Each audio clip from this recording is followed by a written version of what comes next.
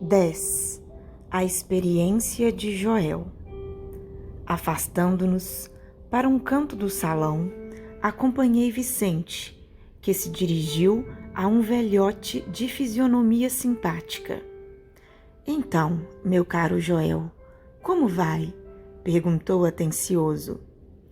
O interpelado teve uma expressão melancólica e informou: graças à bondade divina, sinto-me bastante melhorado. Tenho ido diariamente às aplicações magnéticas dos gabinetes de socorro no auxílio e estou mais forte. Cederam as vertigens? Indagou o companheiro com interesse.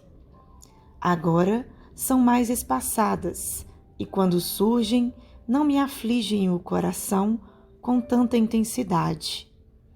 Nesse instante, Vicente descansou os olhos muito lúcidos nos meus e disse, sorrindo: Joel, também andou nos círculos carnais em tarefa mediúnica e pôde contar experiência muito interessante.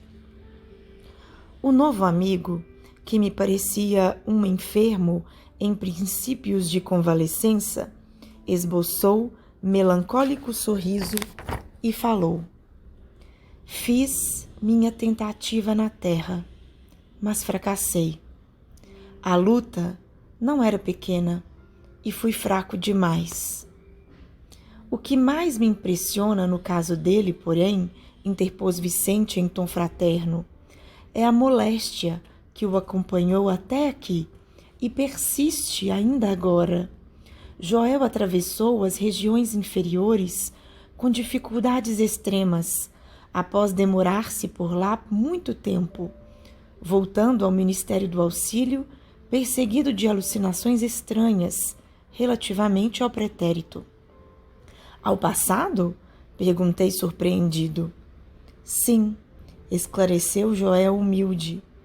Minha tarefa mediúnica exigia sensibilidade mais apurada, e quando me comprometi à execução do serviço, fui ao Ministério do Esclarecimento, onde me aplicaram tratamento especial que me aguçou as percepções. Necessitava condições sutis para o desempenho dos futuros deveres. Assistentes amigos desdobraram-se em obséquios por me favorecerem e parti à terra com todos os requisitos indispensáveis ao êxito de minhas obrigações. Infelizmente, porém... Mas por que, indaguei, perdeu as realizações? Tão só em virtude da sensibilidade adquirida? Joel sorriu e obtemperou. Não perdi pela sensibilidade, mas pelo seu mau uso. Que diz? Tornei admirado. O meu amigo compreenderá as dificuldades. Imagine que, com um cabedal dessa natureza, em vez de auxiliar os outros, perdi-me a mim mesmo. É que, segundo concluo agora, Deus concede a sensibilidade apurada como espécie de lente poderosa que o proprietário deve usar para definir roteiros, fixar perigos e vantagens do caminho, localizar obstáculos comuns, ajudando ao próximo e a si mesmo. Procedi, porém, ao inverso. Não utilizei a lente maravilhosa no mistério justo, deixando-me empolgar pela curiosidade doentia. Apliquei-a tão somente para dilatar minhas sensações. No quadro dos meus trabalhos mediúnicos estava a recordação de existências pregressas como expressão indispensável ao serviço de esclarecimento coletivo e benéfico aos semelhantes, que me fora concedido a realizar. Mas existe uma ciência de recordar que não respeitei como devia. Interrompendo um instante a narrativa, aguçava-me o desejo de conhecer-lhe a experiência pessoal até o fim. Em seguida, continuou no mesmo diapasão. Ao primeiro chamado da esfera superior, acorri apressado. Sentia intuitivamente a vívida lembrança de minhas promessas em nosso lar. Tinha o coração repleto de propósitos sagrados. Trabalharia. Espalharia muito longe a vibração das verdades eternas. Contudo, aos primeiros contatos com o serviço, a excitação psíquica fez rodar o mecanismo de minhas recordações adormecidas, como disco sob a agulha da vitrola, e lembrei toda a minha penúltima existência, quando envergara a batina sob o nome de Monsenhor Alejandro Pizarro, nos últimos períodos da Inquisição Espanhola. Foi então que abusei da lente sagrada e a que me referi. A volúpia de grandes sensações que pôde ser tão prejudicial como o uso do álcool que embriaga os sentidos, fez-me olvidar os deveres mais santos. Bafejaram-me claridades espirituais de elevada expressão. Desenvolveu-se-me a clarividência, mas não estava satisfeito, senão com rever meus companheiros visíveis e invisíveis no setor das velhas lutas religiosas. Impunha a mim mesmo a obrigação de localizar cada um deles no tempo, fazendo questão de reconstituir-lhe as fichas biográficas, sem cuidar do verdadeiro aproveitamento no campo do trabalho construtivo. A audiência psíquica tornou-se-me muito clara. Entretanto, não queria ouvir os benfeitores espirituais sobre tarefas proveitosas, e sim interpelá-los ousadamente no capítulo da minha satisfação egoística. Despendi um tempo enorme, dentro do qual fugia aos companheiros que me viam pedir atividades a bem do próximo, engolfado em pesquisas referentes à Espanha do meu tempo.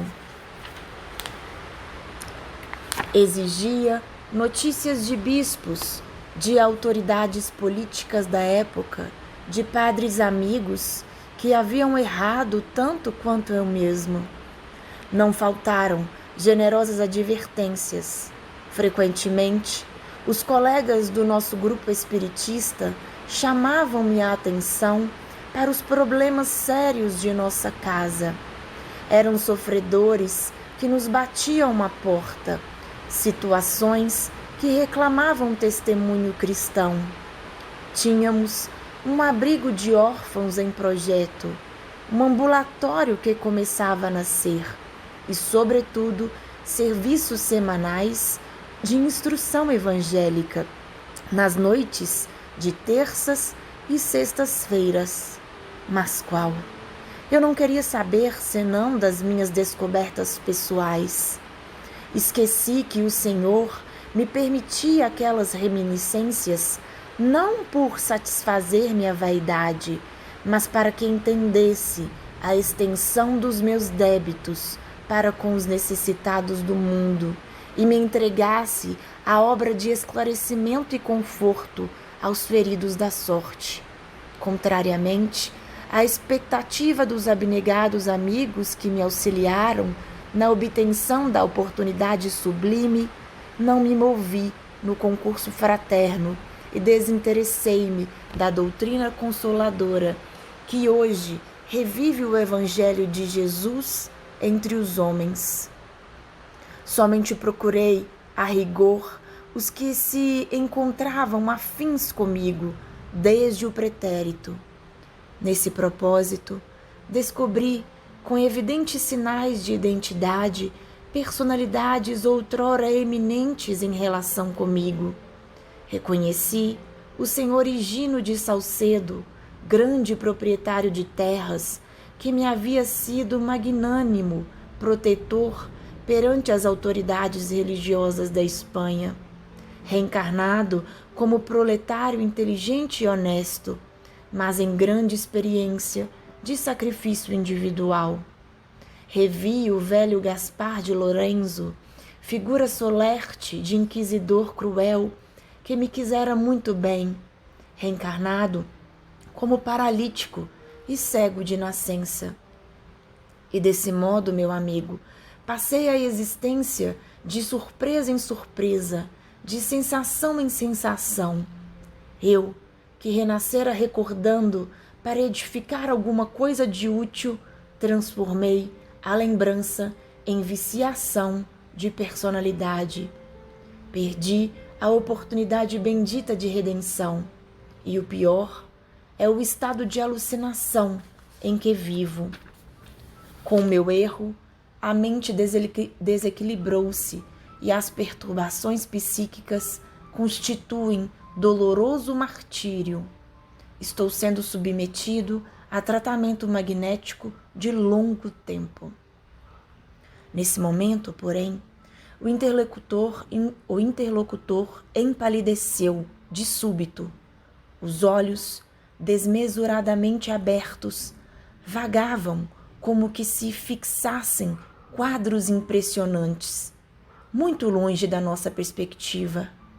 Depois cambaleou, mas Vicente o amparou de pronto, e passando-lhe a destra na fronte, murmurava em voz firme: Joel, Joel, não se entregue às impressões do passado, volte ao presente de Deus.